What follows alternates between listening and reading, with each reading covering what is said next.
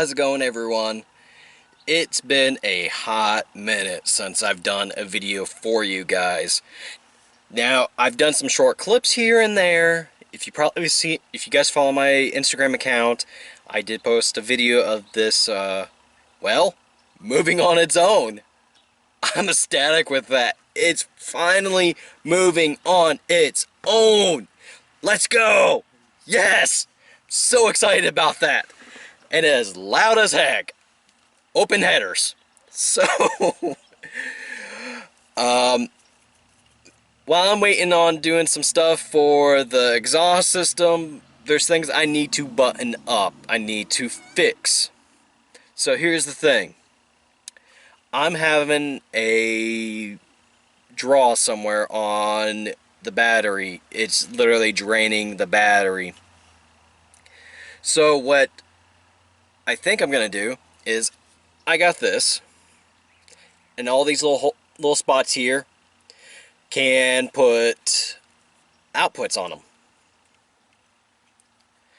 So what I'm going to do is I'm going to put a 12 volt key source on this, and I'm going to hook up a few things to this, leave the battery connected to it, and then we'll go from there to see if it drains this battery. I know you guys have been waiting for a video on a secret video, which I revealed on my Instagram what that secret video was going to be. Is a big brake kit for the rear. Now, I also put on there what those brakes were from. They are from a Lexus LS 430. I gotta make a bracket for those. It's taken some time to figure out how to make the bracket, how to do this. Actually, what I'm trying to do is, not everyone that's building a car is a welder or knows how to weld. I'm eventually going to teach myself how to weld because, well, there are some things I want to learn because there's some things that need to be fixed on here, and I don't have the money to pay someone to come out every time and weld. So, I'm going to learn myself to weld. Getting off topic. The brake video, what I'm trying to do is I'm trying to find parts that are readily available at your, well, I want to say, how about your Tractor Supply store. Those will actually have some good parts there to use, like your right angle, steel right angle. Blech. Wow. You know what? Just some some metal there, and some spacers. Tractor Supply actually has some steel spacers. Here's the thing. I need to figure out what spacers I need, what bolts I need, everything. So, moving on. Gonna figure out what's causing this battery draw. And I'm going to take some things and I'm going to put it on this. Okay, so coming back with you guys here. This black and orange wire is a 12 volt key wire. Okay? I'm going to connect, stock harness, connect it to that. Connect to the bus bar there, and then I'm going to show you what I'm going to connect to it.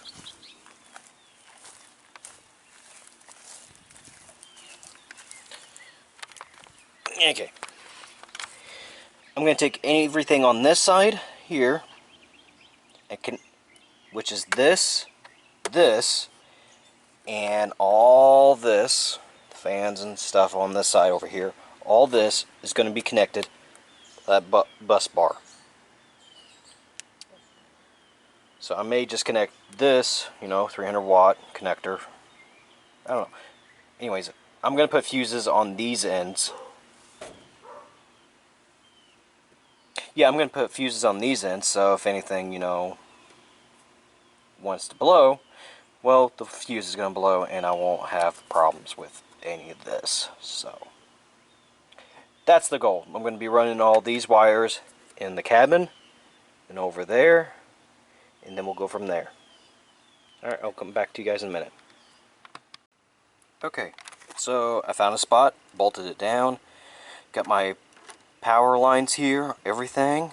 So I got this to this fuse box. This is to my power steering, I believe. Yes. There's one wire here that I just taped off because it's constant 12 volts. Just electrical tape, taped it completely good, you know, several layers so that way it doesn't spark. Got rid of the circuit breaker right there. Got rid of this extra wire. Now I only got 3 wires on there. Battery, starter, and then this fuse box.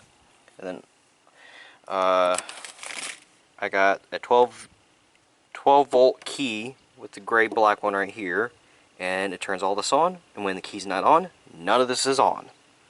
So let's see if that helps with my battery drainage situation. Other than that, this thing just starts up like it's none. This thing's a beast. Anyway guys, I hope you like that short little video. If you like it, please give me a thumbs up. If you don't like it, well, please keep it to yourself. And you know, this is a learning experience, so I hope you guys all enjoy this video. I'll put a link in the description where I got this bus bar, and I'll see you guys next time.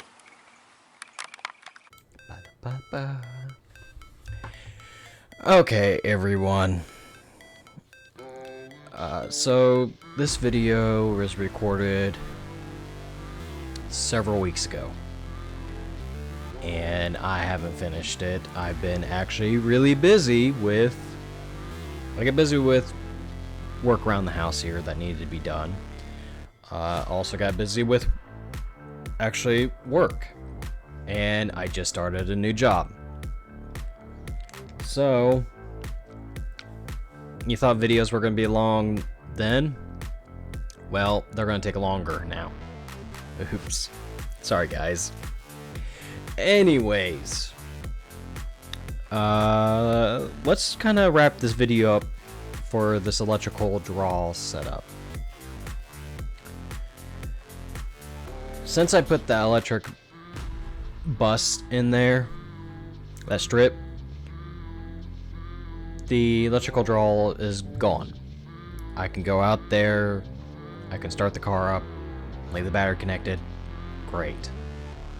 The one thing that I did not record was the wire for my power steering.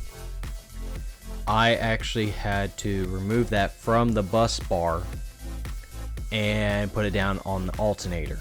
It needed that wire needs a constant 12 volt source. So got that done. I've done a few other things. If you guys follow me on my Instagram account, a lot of you know that the car is driving, which, you know, just moving the car alone felt really good. But I did not record this. I feel bad for you guys because you didn't see the initial reaction of me test driving the car. But I can tell you this. You would have seen a grown man cry. You would have seen a grown man cry because I was so happy. I was enjoying it. And here's another thing. What I just said was after the fact that I had to do some diagnosing why the car was falling flat on its face. Literally, taking off, no problem. Keep the momentum going. Nothing. It just... So, I had to... Well, let me get a couple things here for you guys. That's not one that I want.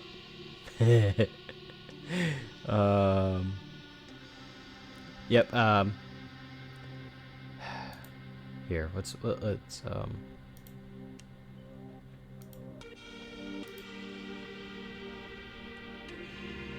give me a minute here, guys.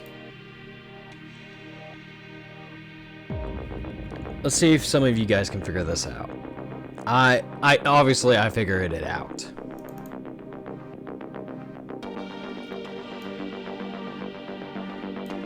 So, let me get this size down so you guys can see it.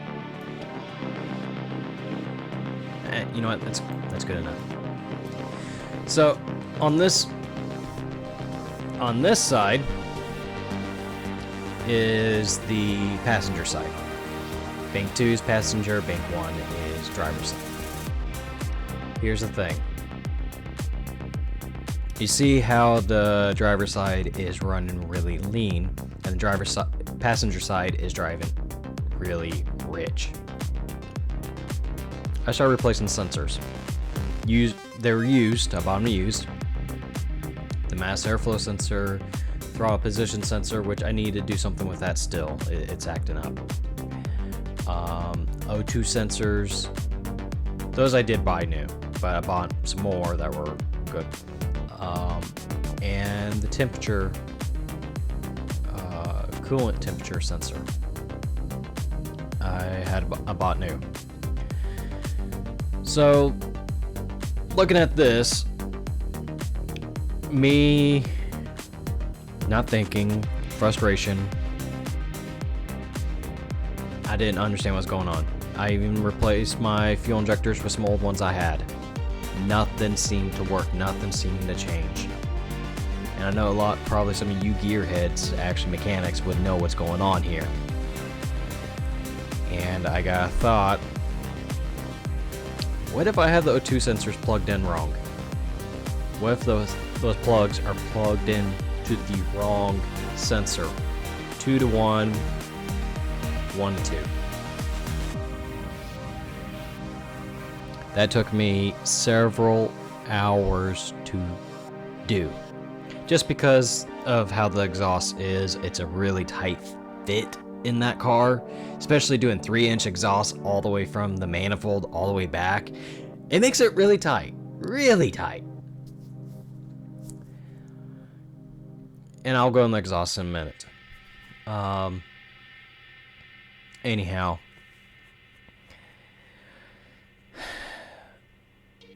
swap the plugs, got the exhaust back on,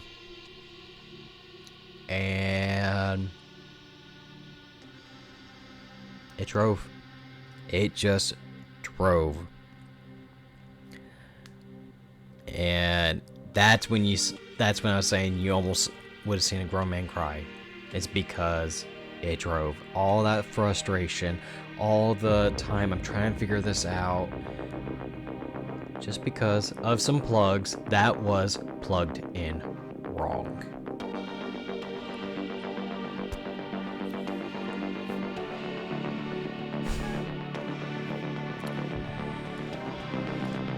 Yeah. So if you guys ever see this in your car, check your O2 sensor plugs. They may be plugged in wrong. Or might not. So, how about another thing?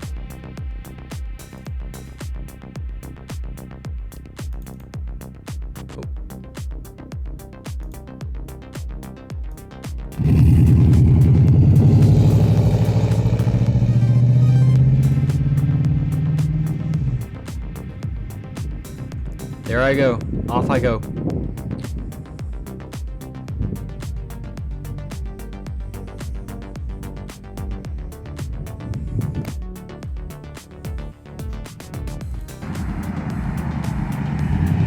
Doesn't she look so good?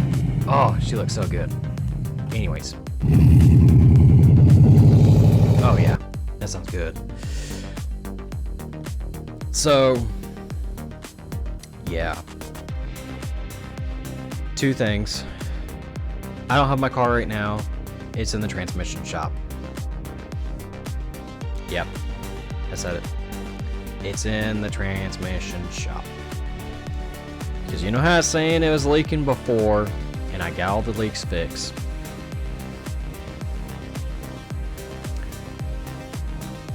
The transmission leaked again.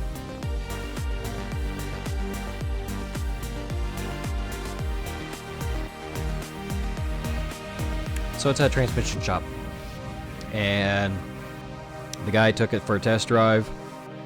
He's saying that the torque converter wasn't locking in because I'm running 45 miles an hour at 1500, 1600 RPMs. Which I believe that. I do. I have 373 gears. It's just not locking in. It's also, I put it in drive. Just drive. And it feels like it's taken off in third gear.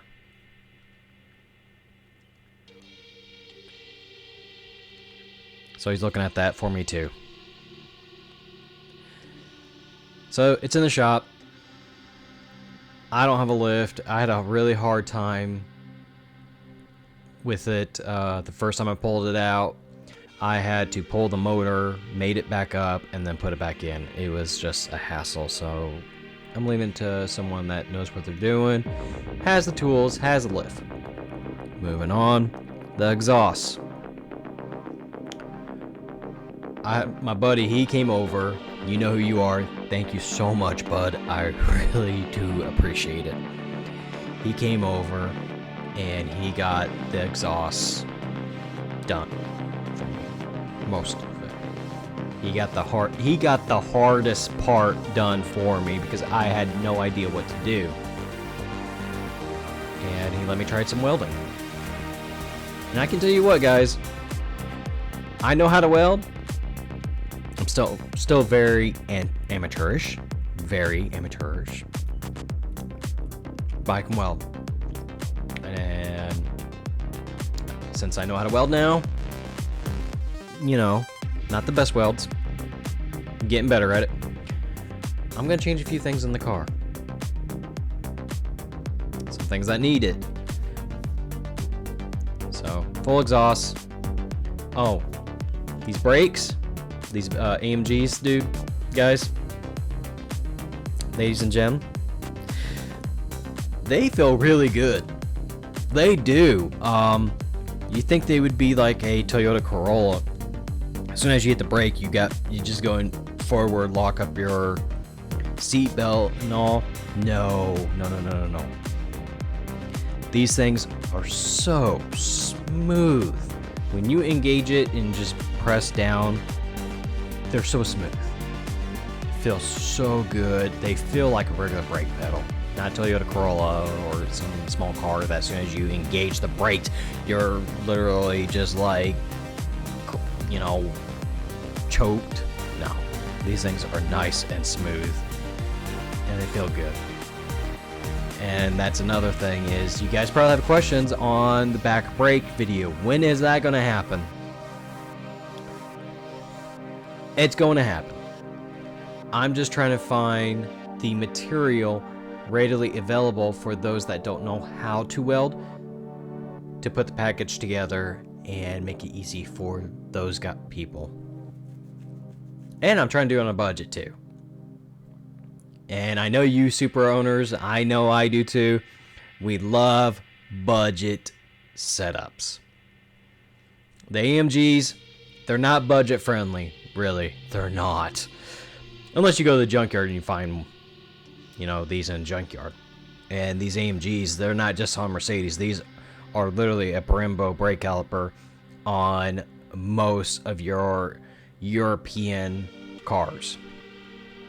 I've seen them on Porsches. I've seen them on a lot of European cars. I've seen them. So, BMWs. Moving on. The rear brake caliper video will come. I'm just trying to find everything to make it easy for you guys. So, anyway, guys, just a little bit of an update video. I got most of the leaks fixed, except the transmission started re-leaking. That's a frustration right there. Steering wheel needs aligned. Some wires on there, they need, you know, tidied up, look nice. I cleaned her up, gave her a nice bath, and you can go to my Instagram account and you can see some nice, some nice photos of her on there. Yeah. I think that's gonna end it here, guys. I hope you liked the video. If you have any questions on my YouTube channel, feel free to ask me. If you're on my Instagram account and you see this video, you can ask me on Instagram questions. Send me a text message. I'm more than willing to answer your guys' questions if I can help any way I can. Alright guys, please like, please subscribe, please tell your friends. And I'll see you guys next time.